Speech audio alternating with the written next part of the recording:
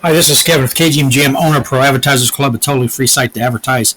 Go to ProAdvertisersClub.com and join for free today. Start advertising for free. Okay, pretty good bump today on prices. I'll show you when I show you my numbers.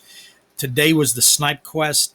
Um, my strategy is now I'm renting every day for whatever the quest is, but for some reason the computer danced around. There was even times it wouldn't let you do Snipe, which I thought if it was a quest, it always at least allowed you to have a chance, but it would have things like card abilities aren't used. So anyway, it took me longer than it should have, but I got plenty of rating. I'm staying in gold 3. I got 17,000 that I'm going to rent out, and with that, I keep this stocked up for the tomorrows. We got one more day of this until we get the rewards. So I had gone ahead and claimed this and started recording and messed it up because I showed something I couldn't show on another page. I had left it open, so I just canceled it, and I forgot that I couldn't show. But what I got was I got 3 reward common cards, and then I got 2 DCs, 110, 16, and then I got 1 potion. So that was my rewards, and I'm sorry I can't show you, but I had to just go ahead and erase that when I started recording. So let's go look at the numbers. This is not financial advice. Listen to me on risk. This is for entertainment purposes only. Please like and subscribe and join any of the links below. So here's the date today. Here's the rules I go by. It's day 132 that I've been doing this. Every other day I put in $10. So today I'm going to put in 10, which will count for the 16th. I put it in early so I get extra SPS at the 11 o'clock photo shot of the collection power, which is right here. And that determines on how much free SPS you get. So I'm going to go slow. You can pause. I started recording on the 7th of February. And that's my all-time high profit was at 510. So don't forget I'm DCAing in at $10 every other day. And I was buying packs at the time. And all I was getting out was nothing to brag about. And the value kept going down and down. So I stopped doing that and buying directly. And the strategy really paid off. Yesterday, it was at 730. It jumped to 835 from the all-time low of 665. And 151, 4665 in the box. 123,900. That is my all-time high collection power. It'll be even higher when I DCA to $10. What I've been buying is cheap maxed out cards. Anything that drops below 10, if I don't have it, I grab it. If I have them all, then I'll just grab the cheapest one. And then with the remaining balance, I buy gold cards and common cards. And with this new strategy of renting, which I refuse to rent, I would rent out, but and then keep the DC to reinvest. But with the new strategy of renting, I now have a use for all those maxed out common cards, because in Gold 3, I can use, at a 6th level summoner, I can use an 8th level common. And since they're maxed out at 10, yeah, I lose a couple levels, but so what? They were just being rented out anyway. 77 on the SPS, that's free. That's what they've given me over the past 2 or 3 months. And so I jumped from negative $2 2 days ago up to $129 profit. That's if I sold today, everything I got, paid myself back. I'd walk away with $129 profit before taxes. Not bad at all for as bad as things are. What else did I want to show you real quick? So I got plenty of DEC plus what I rent out later on today for tomorrow, which the prices will be at the highest. And pretty much I just want to win the quest and then stay in gold 3. I'm so high up in rating, I can lose a lot of rounds. But if I'm renting, I got pretty much the maxed out cards, so I should be okay. We'll find out. Let's see. Let's go. Oh, let's look at the peak monsters. Now it's gone down about $8 since about an hour ago when I was recording or doing the numbers. And so it's right about 820. It's so volatile. It's going to up and down $50 all day long.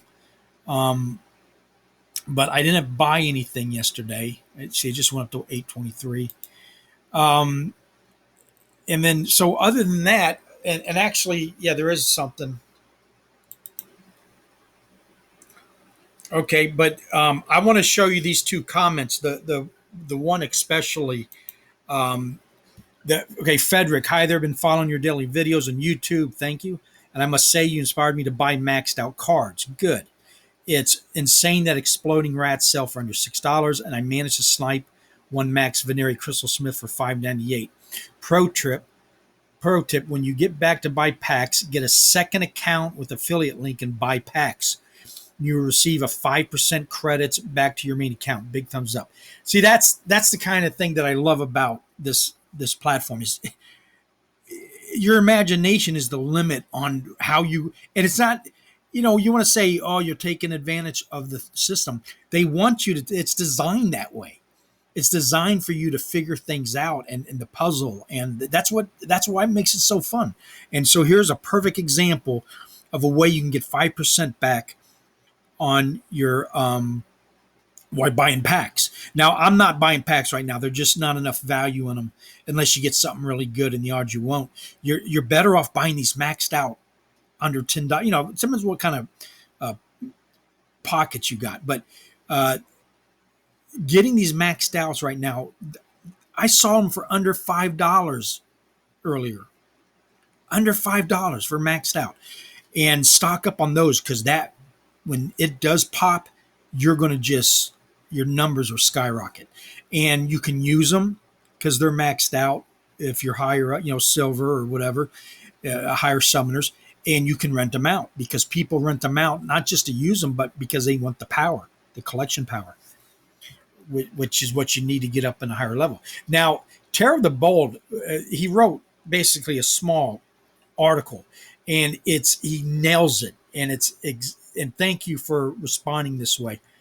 Hi, great vids. Thanks for the content. Short to the point, well documented, and good logic. I have some thoughts, perspective on the topics you cover in the episode. My background similar to yourself, but I have taken the reverse route in as much as I've recently flipped from pushing the rank up to stalking a rental shop. Now, he said something very interesting, pushing the rank up. I was watching Luke Plays, I think that's his name. He put out a lot of Splinterlands videos, and he's talking about the same thing. People don't want to seem to leave silver. There's an advantage that I'm just learning to stay in at a certain league and then maximizing your profits that way. And so he nailed it. But the rental shop can get neglected. And I came here, that was my first, I'm over on VV2 and they're talking about renting, and I can't wait for it to come out because I want passive income. I don't like to sell. I'm a holder. I like to sit on my stuff 5-10 years. And if I can rent it out and it's making me money the entire time, that is great. And that's why I think everybody should have a rental shop.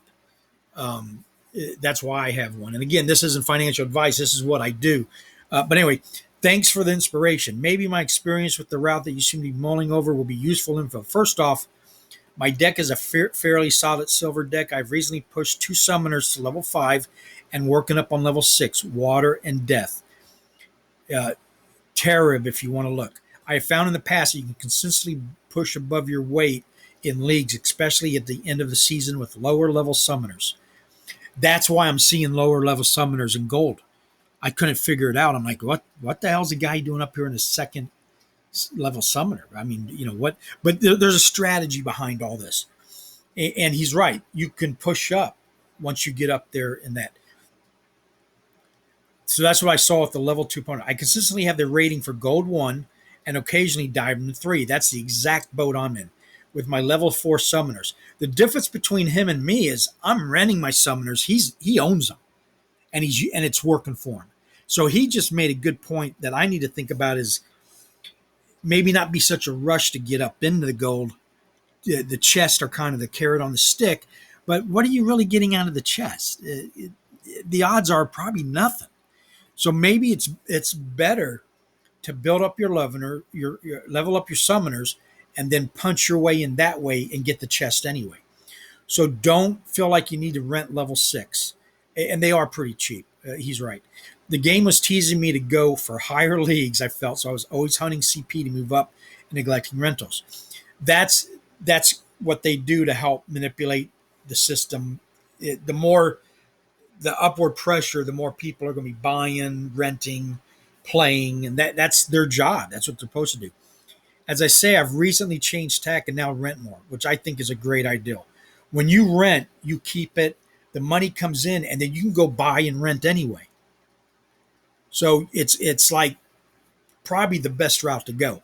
I would tell new people, you're going to have to, if you're not going to sink much money or none in, it's going to be slow going, but you need to rent out. You need to get stuff rented out, and you're not going to be able to rent anything out at first because you're not going to have anything to rent out.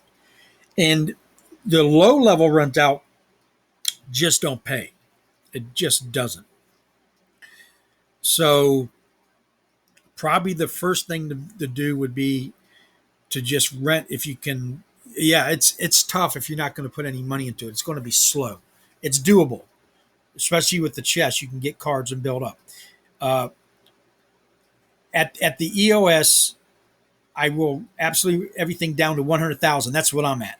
That's exactly what I'm doing. Once reset into silver, not bronze. Bronze is like bringing a knife to a bot gunfight. I hate bronze.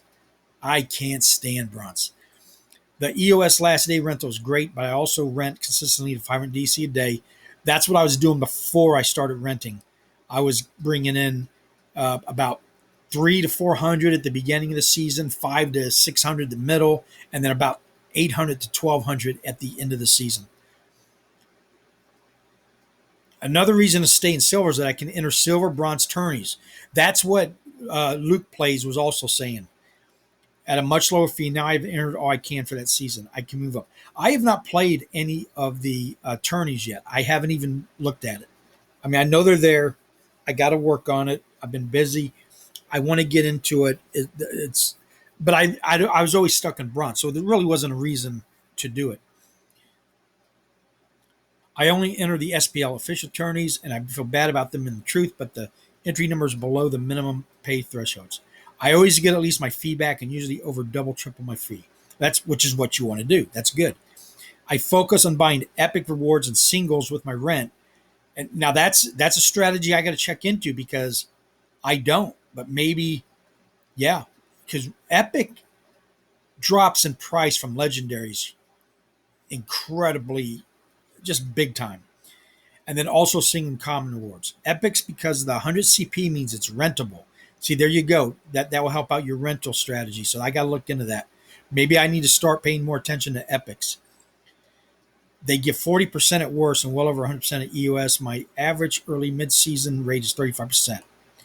I do buy cards to build my deck also, so I flip-flop a bit. My SPS goes back into staking usually, and that's all I do with my SPS. I haven't spent a single SPS. And I sell my vouchers on Hive Engines. I've only got 3, so it ain't no big deal for me. Looking at your recent rate of CP accumulation, I would advise going back to your original strat and letting your CP grow to naturally push you into gold. I think you will only need 1 or at most or 2 more seasons to do that. In summary, the extra chest rewards I got from being higher rank are rather flaky at best, whereas DC income is guaranteed and regular and allows me to buy cards at a steady rate, which is naturally pushing me up and ranking and winding up the spring for future price increases to benefit me meaningfully. That's exactly right. The prices are so low right now. If you follow his strategy, if you're patient, it's going to pay off in the long run. Where if you're gambling with packs and chest, the odds are you're not going to get anything. I know it's fun. I love opening chests. I love buying the packs. But that's just the way it is. On a different tack, how do you feel about the security of the rental market? I have concerns. I see a lot of talk about bots. These are my customers for rentals. If the new reward changes make botting unprofitable, the guys will just stop renting. I'm not going to change anything apart from maybe shifting to buying more common rewards for future appreciation. Lots of food for thought on that matter. Okay, thank you for this comment, both of you guys. Appreciate it. Here's the thing with the bots and the strategy. You got to be flexible. I'm not going to worry about things I can't control. The bots, I look at the market every day and the rentals, and then I make my decisions off of that.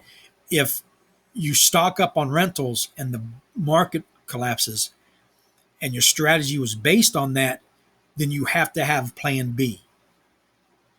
And if you have plan B, C, D, E, F, you'll be okay.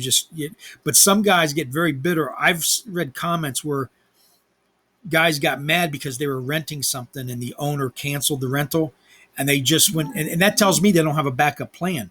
You can't, if you can't control it, ignore it, and realize that your strategy might be sabotaged by something else that is out of your control. Whether it's, I want to say it's vindictive, it's just the nature of the beast, and you have to then go down a different road. That's all you can do. So that's why I got a little bit of everything. But I do agree, naturally pushing yourself up into gold is better off, because you're doing it through ownership then. And because rental, you never own anything. You're taking care of the gambling side of it, where you're getting more chest. And I guess if you ever got something really nice, you'd say, wow, I'll always do that. But I haven't so far. They've been really flaky, as he said. And they do, from what one of my watchers commented, that it gets, I think it was Yep Out of That said it, was that the rewards get worse as the season goes along. And there's a big complaint that the bots suck up all the rewards, all the good ones. I guess, again, that's nothing I can control. So yeah, that's it. So I do all of it. I do chest, rental, I rent out, I buy cards. And I think the best strategy would be to dollar cost average in. If you can figure out a way to get $10 a week, at least. If you can do $10 a day, you're in really good shape. But you only know what your situation is. But right now, remember, buy low, sell high. We are in the buying phase on crypto, on stocks, on not so much real estate and houses. Houses haven't burst bubble. They're the highest I've ever seen them. But I'm seeing a lot of for sale signs going up on houses. But getting back to the game, the prices are so low, and it might not be the bottom yet. So as I'm dollar cost averaging every other day, I'm reaping the rewards of some very good cards. They're going to probably easily 5 to 10x, I believe, in the next 6 to 8 months. And then from there, you can decide to sell. The rentals will go up. And of course, things are changing after this season or the beginning of next season. If you've noticed, they put out the new list, and some of the YouTubers, Infidel and Luke Plays and Bulldog, they've put out some videos showing all the changes that are coming. And they all seem to agree it's for the best. So be ready to change your strategy again. And I've talked way too long, so I'm going to go. Thank you all for watching, and please like and subscribe, and have a nice day.